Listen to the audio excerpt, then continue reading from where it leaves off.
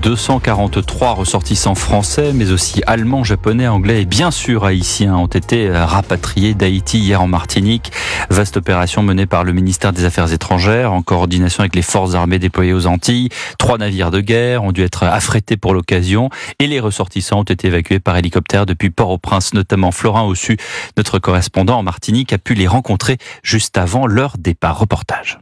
Car sur place, les gangs armés ont quasiment pris le contrôle de la capitale, Port-au-Prince.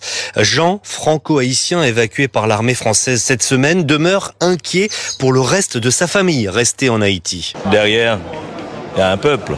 Le plus dur encore reste à vivre. Si on ne résout pas ces problèmes, ça va recommencer ou bien ça va rester comme ça infiniment. Gabriel est lui aussi haïtien, originaire de Port-au-Prince.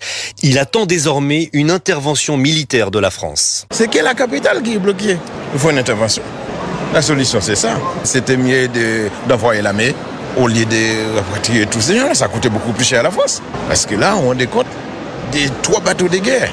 Et on est passé combien? 4 jours là-dedans. Depuis le début de cette année 2024, plus de 1500 personnes ont été tuées dans les violences armées avec les gangs à Port-au-Prince. Reportage de Florin Ossu.